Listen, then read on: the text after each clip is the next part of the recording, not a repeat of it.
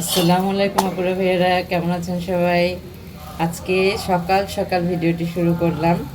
তো এখন নাস্তা বানাইতেছি, নাস্তা বানাতে শিখতেছি। পরোটা মাংস দিয়ে খাবো আর চা করব।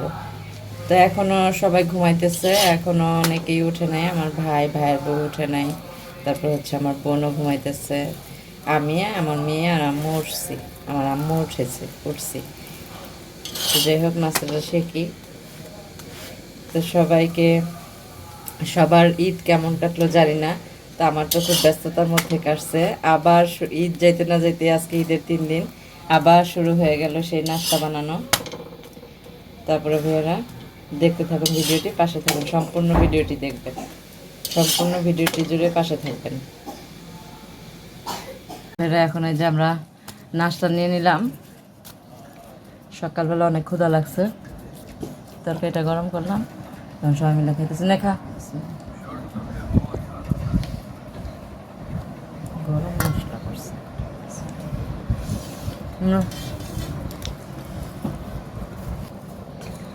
বাসি গরুর মাংস দিয়ে তরকারি রুটি খেতে অনেক ভালো লাগে। ঠিক আছে,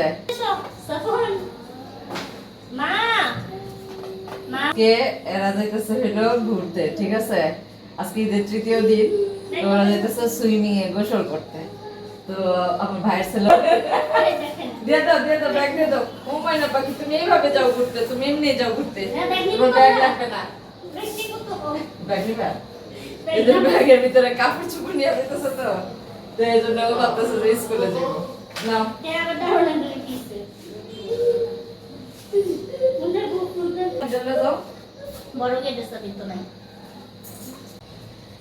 তো সবাই তো চলে গেল, এখন তো আমার কাজ শুরু, আমার মিশন শুরু। তরকারি চুলাই দিছি, তরকারি হয়ে গেছে, তরকারিটা নিয়ে আসি। ঘরটা পরিষ্কার করবো, অনেক কাজ। গরম পাখিরা হাতে লাগে। ঘরে চলে আসলাম। এখানে আলু বসাইছিলাম ফুচকা খাওয়ার জন্য, কিন্তু আজকে ফুচকা খাইতেও ভালো লাগতেছে না, একটুও ভালো লাগতেছে না। মরিচ টলা ছিল, সব কিছু রেডি করছিলাম, কিন্তু ভালো লাগতেছে না। কাজ ফেলায় রেখে আমার বসে থাকতে ভালো লাগে না। আর আমি কাউরে অর্ডার দিই না যে আমার এই কাজটা করে দাও, এই কাজটা করে দাও। নিজের কাজ নিজে করি, যতক্ষণ পারি নিজের কাজ নিজে করি। আমার কাছে এটা খুব খারাপ লাগে। কাউকে বলে বলে কাজ করাটা এটা খুবই একটা বিরক্তিকর ব্যাপার। পরিবারে থাকলে এমনই, ঠিক না? সব কিছু মাথা পাইতা মাইনা নিতে হয় সব কিছু। ভাই, জয়েন্ট পরিবারে থাকলে আপনার একদম মানে অনেক ধৈর্য শক্তি না থাকলে একসাথে থাকা যায় না। ঠিক আছে, অনেক ধৈর্য শক্তি লাগে একসাথে থাকতে হলে। একসাথে থাকতে হলে কারো কথা কানে নেওয়া যাবে না,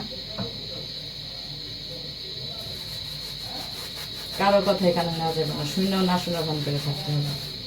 আমি তো দেখা যায় যে কাজ করি সারাদিন, যতক্ষণ কাজ করা লাগে করি, পরিষ্কার টরিষ্কার কইরা সব কাজকর্ম কইরা পরে আমার ভিডিও বানাইতে বসি, ভিডিওর কাজগুলো শেষ করি। এমন করতে করতে আমার দিনটা কেটে যায়, এভাবেই আমার দিন কেটে যায়।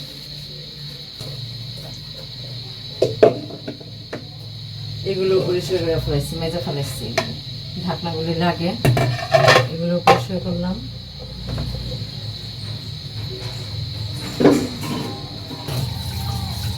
শেষ আমার এই জায়গা মোছাটা। এখন নিচটা পরিষ্কার করলে আমার সব কাজ ছিল।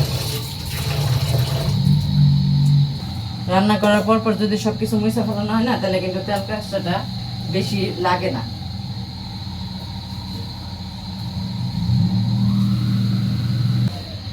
ময়লাটাও থাকে না।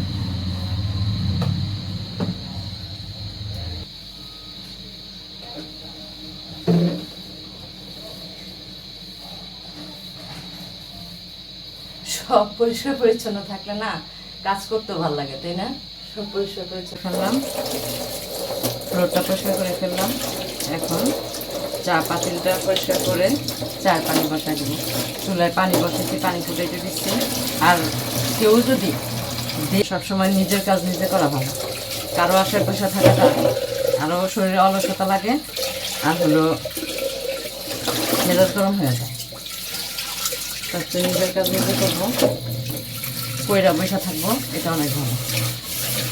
এটা না নিজের মন মতো করে চলা যায় না, সবার মন করে চলা অনেক কষ্ট, অনেক ভাই অনেক কষ্ট। একার মানুষের পক্ষে 10 জনের মন কোনোভাবেই জোগানো সম্ভব না। সেই জন্য যত কথা কম বলা যায় আর হলো কাজ বেশি করা যায়, এটাই হলো মেন। শেষ আমার চায়ের পাতিল ধোয়া, এখন আমি এটাকে চা বসাই দিব এক পাতিলে। এই যে এক পাতিলে চা বানাইতেছি না, এটা আজকে আরো 3বার খাওয়া পড়বে, 3বার খেলেই আবার শেষ হয়ে যাবে এরকম। চাটা জাল দিয়ে রাখি যেন সন্ধ্যার সময় চা খাইতে পারি। তো এখন চলুন ডাইনিং টেবিলটা দেখি কি অবস্থা। ডাইনিং টেবিলের অবস্থা খুব খারাপ, রান্নাঘর পরিষ্কার করে ফেলছি, এখন ডাইনিং টেবিলটা জাস্ট এই জায়গাটা ঝাড়ু দিলেই, ঘরও ঝাড়ু দিয়ে ফেলছি, এই জায়গাটা ঝাড়ু দিলেই আমার কাজ শেষ। দেখছেন কীভাবে এইসব কাজের জন্য আর যাইতে পারি না। সবাই তো নিশ্চয়ই ঘুরছেন তাই না, বেড়াইছেন, কিন্তু আমাদের যাওয়ারও জায়গা নাই, বেড়াইতেও পারলাম না, রেখা কোথাও যাইতেও পারি না কোথাও।